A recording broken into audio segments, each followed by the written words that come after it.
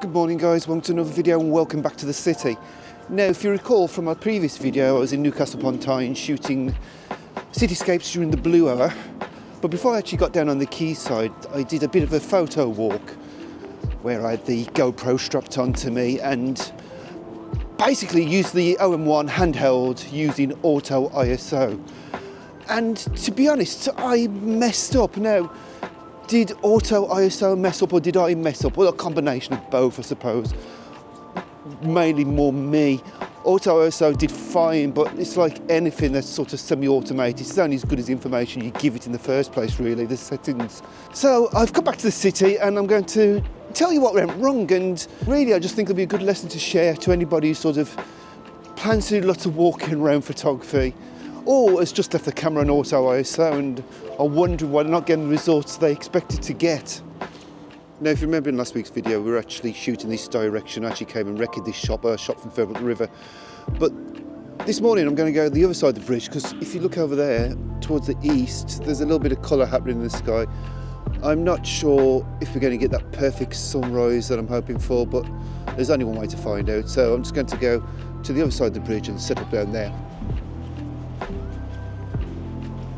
Right, I've set up the shot and I'm now going to talk to you about the first problem of auto ISO. I'm just going to flip you around so you can see the screen. Right, so if you look here, on auto ISO, it's suggesting an ISO of 10,000, and that's what's happening on my walk. Now obviously I don't want 10,000, I'll take the shot to 10,000 so you can see what it looks like. That's just going to introduce a ridiculous amount of noise. So I actually want it to be around ISO 200. And I think you'll see the difference on the screen, especially if I zoom in so you can actually look at the noise levels.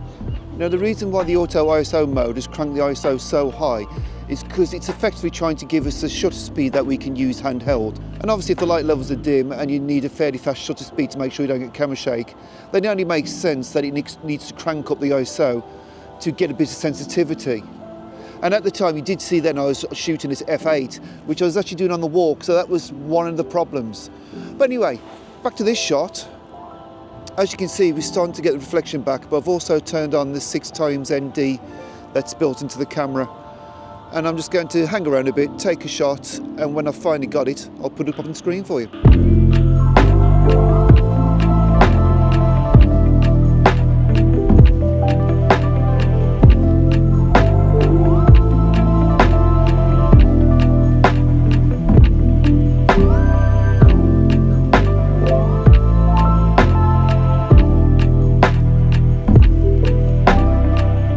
So I hope you enjoyed that shot. Now, as I was explaining, auto ISO works on the principle that it's going to deliver you with a shutter speed which is fast enough to use this camera handheld and maintain a relatively decent level of noise. So basically keep the ISO as low as feasibly possible, but if it needs to go high, it will go high. And that's what happened on last week's photo walk. I was finding that I was averaging between ISO 4000 and 10,000, which is ridiculously high. And what I did wrong was actually not set up the auto ISO, because what you can do is you can actually set up your preferred lowest shutter speed, or fastest shutter speed should I say. I think the easiest way to explain this will be to switch you straight over to the EVF and I'll talk you through the settings. Right, so we switched the EVF view and I've actually turned it onto auto ISO. Now auto ISO is giving me 160 per second at f8, and the ISO is around 800 at the moment. But obviously there's quite a bright sky going on there, so actually everything else is pretty much underexposed, so I would lift that in post as such. Now ultimately what auto ISO is trying to do is ensure that you get a sharp handheld image, and in order to do that it needs to give you a shutter speed which it thinks is going to compensate for any movement in your hands, but also to compensate from any movement of people walking within the frame. Sort of like that. We should hopefully see a fairly sharp person at that point. But this is where a lot of my problems arose last week, because I just left this camera to its default settings, which was choosing 1/60th of a second, which is great if you're doing things like photographing people, or when I'm doing weddings, I'll sort of have that sort of setting. But when I'm walking around the city and I'm just sort of photographing details, I can get away with a lot longer shutter speed, simply due to the amazing in-body image stabilisation of this camera body. So what we need to do is we need to go into the camera settings and change the settings for auto ISO. So in order to do that, we go into menu, and there we can see it's in the ISO noise reduction area. ISO lowest shutter speed. Now, regardless of what camera maker you're using, your camera maker will have some sort of setting like this. I've used Fujis and Canons and Nikons, and they've all had it. Sony have as well. And it's a case of changing that to a shutter speed that you're confident of being able to handhold, basically. So for me, I am going to try.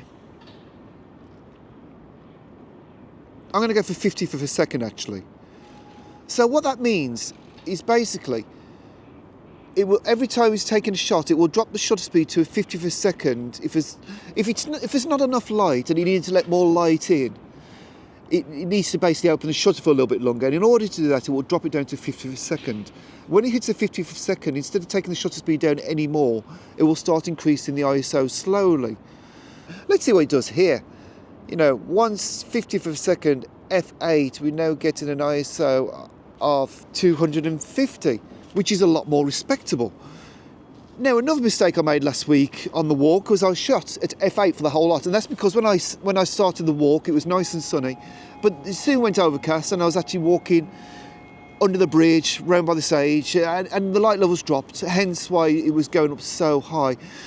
I didn't need to be f8, so I'm going to try bring this down to 6.3. That should give me good front to back sharpness with this Micro Four Thirds sensor. But you know, there is a saying of f8 and be there, and I think really it does apply definitely to full frame. And to be honest, I'll like to try and keep it on this, but yeah, we'll try the f6.3 now because the light levels have dropped, and that's giving us 100th of a second as ISO 200, f6.3, and we're outside and it's quite bright. But what we're going to do, I think, we're going to try this out. So I'm going to do exactly the same as last week. I'm going to pop the GoPro myself and go for a little walk around, take some shots, and then I'll have a chat with you at the end of it.